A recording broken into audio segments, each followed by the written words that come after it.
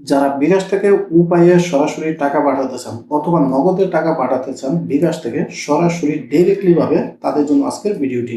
খুব সহজে এমআইএফএস এর মাধ্যমে আপনি চাইলে বিকাশ থেকে খুব সহজে নগদে অথবা উপায়ে টাকা পাঠাতে পারবেন। কিভাবে পাঠাবেন পুরো প্রসেসটাই এখন আপনাদেরকে দেখাচ্ছি। চ্যানেলে নতুন হয়ে থাকলে অবশ্যই সাবস্ক্রাইব করে দিয়ে পাশে থাকবেন। তো চলুন শুরু করা যাক। এখন আমরা দেখিয়ে দিচ্ছি কিভাবে বিকাশ থেকে আপনার রকেটে সরাসরি টাকা পাঠাবেন। সেজন্য আপনি বিকাশ অ্যাপসটিতে প্রবেশ করবেন, তারপর নিচের দিকে যাবেন। যাওয়ার পরে এখানে দেখতে পাচ্ছেন অন্যান্য সেবাসমূহ। এটা যখন স্লাইড করবেন এখানে দেখতে পারবেন এনপিবিএস, এই যে অপশনটা দেখতে পাচ্ছেন সেটার উপরে ট্যাপ করবেন। তারপরে এখানে এমএফএস যে অপশনটা আছে সেটাতে ট্যাপ করবেন।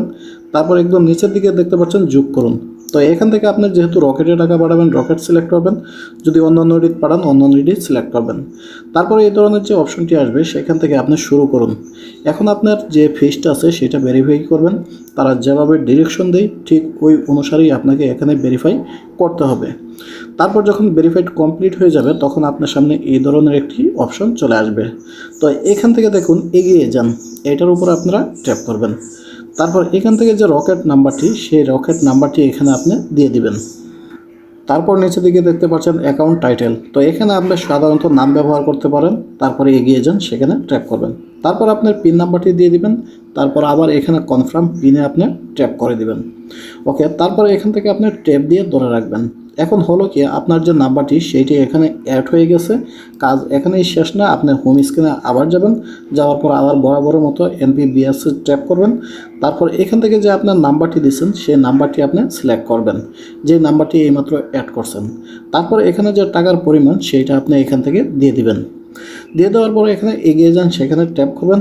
আবার আপনি এখানে পিন নাম্বার যেটি আছে সেটির উপরে আপনি ট্যাপ করে দিবেন। এখান থেকে যখন পিন নাম্বার দিবেন দেওয়ার পর একবার বিস্তারিত সবগুলো দেখে নেবেন যে সব কিছু ঠিকঠাক আছে কিনা। তো এখান থেকে পিন নাম্বার দিয়ে ট্যাপ করে ধরে রাখবেন। অলরেডি কিন্তু আপনার টাকা নগদে অথবা আপনার যে রকেটে পাঠাইছেন সেখানে কিন্তু চলে যাবে। তো একটু অপেক্ষা করুন, দেখেন যে এখান থেকে সাকসেসফুলি দেখাচ্ছে। পাশাপাশি আপনাকে মেসেজও দিয়ে দিবে। তো এভাবে চাইলে আপনি বিকাশ থেকে রকেটে অথবা নগদে টাকা পাঠাতে পারবেন। এ বিষয়ে কোনো মন্তব্য থাকলে জানাতে পারেন। ধন্যবাদ।